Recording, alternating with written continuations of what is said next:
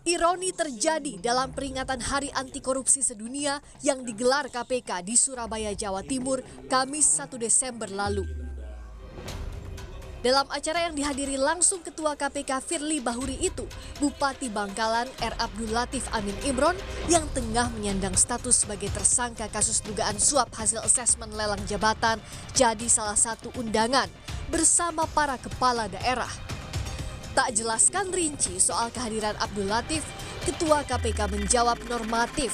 KPK akan angkat bicara soal para pihak yang terlibat kasus setelah selesai diusut. Terima kasih kepada rekan-rekan terkait dengan beberapa perkara tentang KPK. Pada saatnya nanti KPK akan menyampaikan siapa saja tersangka, karena tersangka ini adalah seseorang yang karena perbuatannya atau keadaannya berdasarkan bukti yang cukup, yang patut diduga sebagai pelaku tindak pidana. Mungkin rekan-rekan mengikuti beberapa perkara yang ada sedang dilakukan penanganan KPK di Jawa Timur. Pada saat nanti kita umumkan, setelah tersangka tersebut kita lakukan pemanggilan, pemeriksaan dan penangkapan serta penahanan di KPK. Saya kira. Masyarakat Anti Korupsi Indonesia menyesalkan hadirnya tersangka korupsi di acara Hari Anti Korupsi dan menilai KPK menampar publik yang peduli pemberantasan korupsi. Peringatan Hari Anti Korupsi di Surabaya malah dihadiri tersangka. Padahal kalau KPK menetapkan tersangka itu biasanya melakukan penahanan. Berarti artinya dia pasti tidak bisa hadir di proses-proses yang Hari Anti Korupsi di manapun gitu. Dan ini menunjukkan KPK semakin tidak aware, tidak peduli lagi. Karena mestinya kalau Hari Anti Korupsi ya berarti ya harus jangan sampai ada tersangka korupsi yang KPK yang hadir gitu. Jadi ini yang menampar muka kita semua gitu. Sebelumnya, KPK menetapkan Bupati Bangkalan Abdul Latif Amin Imron sebagai tersangka kasus dugaan suap lelang jabatan pada Oktober lalu. KPK juga telah mencekal tersangka bepergian ke luar negeri dan menggeledah 14 lokasi di wilayah Bangkalan, Jawa Timur, termasuk rumah pribadi dan sejumlah kantor pemerintah daerah. Tim Liputan, Kompas TV. Sementara lewat akun Twitternya, mantan penyidik KPK Novel Baswedan angkat bicara soal kehadiran tersangka KPK di peringatan Hari Anti Korupsi. Novel bilang peringatan Hari Anti Korupsi mestinya dilakukan agar orang-orang semakin sadar dan mendukung upaya pemberantasan korupsi. Bila hanya seremoni saja, tiada arti dan justru menjadi pemakluman-pemakluman yang semakin melemahkan pemberantasan korupsi karena terlalu permisif.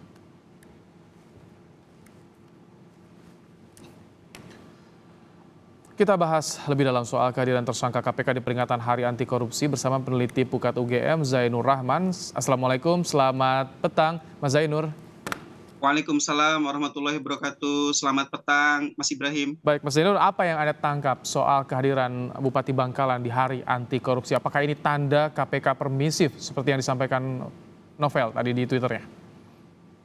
Ya, menurut saya ini justru mempermalukan KPK sendiri ya. Seorang tersangka KPK menghadiri peringatan Hari Anti Korupsi Sedunia yang di dalamnya berisi komitmen, deklarasi, dan juga janji-janji anti korupsi. Saya tidak paham apakah ini KPK beserta dengan pemerintah Provinsi Jawa Timur kecolongan, artinya tidak ingat bahwa salah satu kepala daerah di Jawa Timur menjadi tersangka atau bagaimana. Tapi saya ingin mencatat beberapa hal, Mas Ibrahim. Yang pertama, ini bisa terjadi karena KPK tidak melaksanakan apa yang mereka sampaikan sendiri. KPK pada tahun kemarin 2021 menyampaikan setiap kali KPK mengumumkan seseorang sebagai tersangka, maka itu berarti KPK sudah siap menahan. Artinya tidak memberi kesempatan pada seseorang misalnya untuk melarikan diri atau juga untuk menggantung nasib seseorang. Tapi dalam kasus Bangkalan ini terlihat nyata bahwa seorang bupati sudah lebih dari 1 bulan ada informasi pengumuman tersangka, tetapi hingga sampai saat ini tidak segera ditahan, bahkan ikut menghadiri peringatan Hari Anti Korupsi Sedunia. Yang kedua, benar bahwa ini semakin menunjukkan bahwa KPK permisif. Kenapa permisif? Karena seorang tersangka korupsi bisa begitu saja menghadiri acara KPK dan bertemu dengan para insan KPK termasuk pimpinan KPK, Mas Ibrahim. Okay. Padahal di dalam pasal 36 Undang-Undang KPK ada larangan bahwa pimpinan KPK dilarang berhubungan secara langsung maupun tidak langsung dengan pihak yang berperkara dengan alasan apapun. Dan pelanggaran atas larangan ini diancam dengan ancaman pidana 5 tahun penjara. Artinya di acara apa? ini, maaf saya potong, di acara ini sudah terlihat ada indikasi atau ada dugaan pelanggaran, Pak Zainur? Ya menurut saya itu beresiko ya, resiko pelanggaran hukum. Kenapa? Karena pasti ada singgungan antara insan KPK dengan bupati tersebut. Sedangkan bupati tersebut sudah berstatus sebagai tersangka. Maka kalau singgungan itu terjadi, artinya ada hubungan baik langsung atau tidak langsung, dikhawatirkan itu terpenuhi unsur berhubungan antara seorang insan KPK dengan seorang tersangka, dan itu diancam dengan ancaman pidana. Saya ingin mengatakan sekali lagi, ini memalukan dan sangat tidak menunjukkan komitmen pemberantasan korupsi di KPK. Oke, Anda juga sudah menyimakkan tadi kita sudah memutar pernyataan dari Ketua KPK Firly Bahuri soal bersabar, kita sedang bekerja. Kalau Anda melihat apa makna dari pernyataan Firly Bahuri? Apakah ketidaktegasan atau seperti apa? Emang kita harus bersabar soal ini? Saya melihat pernyataan tersebut untuk menutupi rasa malu ya. Kenapa demikian? Karena seorang tersangka ternyata bisa datang ke acara KPK. Apakah Ketua KPK tidak mengetahui sebelumnya atau dari sisi panitia ada yang bisa lolos begitu ya, seorang tersangka bisa hadir dalam peringatan Hari Anti Korupsi.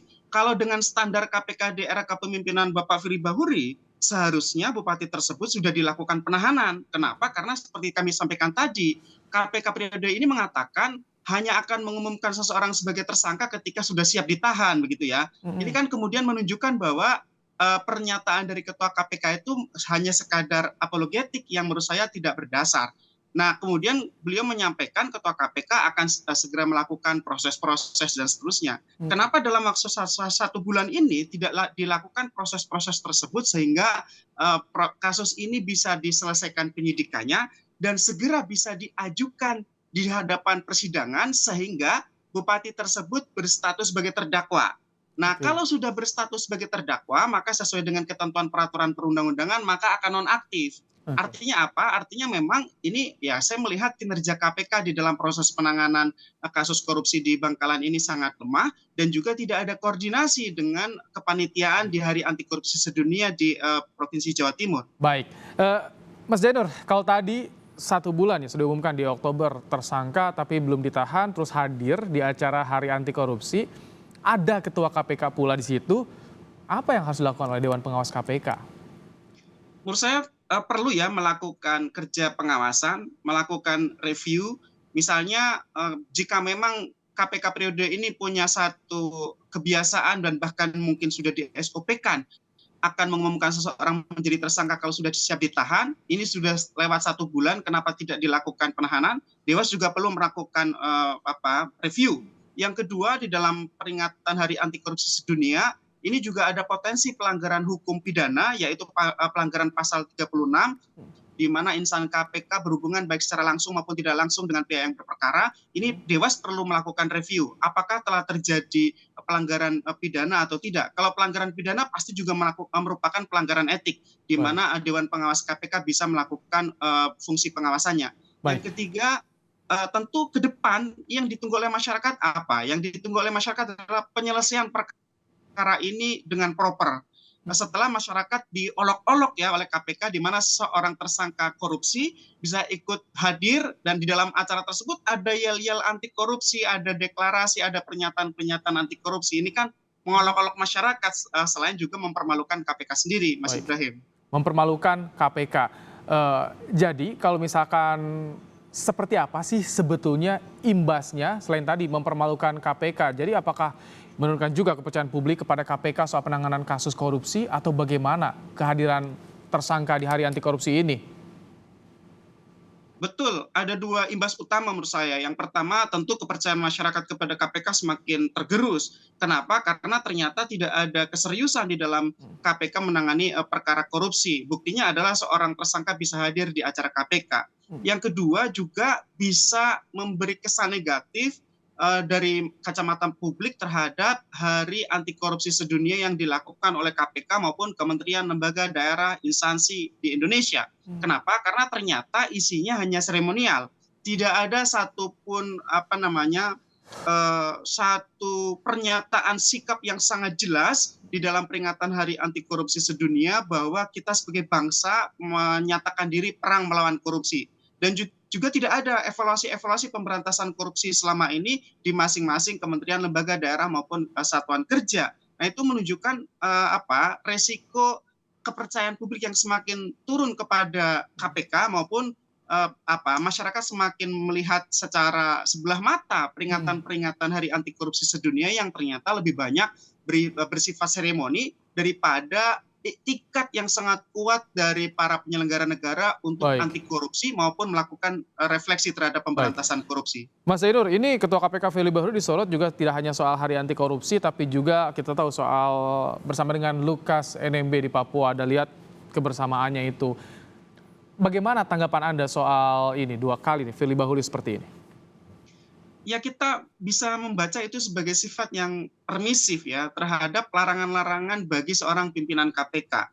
Jelas di dalam pasal 36 Undang-Undang KPK, pimpinan KPK dilarang menjalin hubungan dalam bentuk apapun. Ada alasan misalnya untuk Lukas NMB ini dalam rangka penegakan hukum. Menurut saya itu tidak bisa dibenarkan. Kenapa? Kalau dulu sebelum Undang-Undang 19 2019, alasan tersebut masih bisa diterima. Kenapa? Karena dulu KPK pimpinan KPK adalah penyidik sekaligus penuntut umum. Tetapi itu sudah dihapus melalui Undang-Undang 19 tahun 2019. Sehingga saat ini pimpinan KPK bukan lagi sebagai penyidik, bukan lagi sebagai penuntut umum.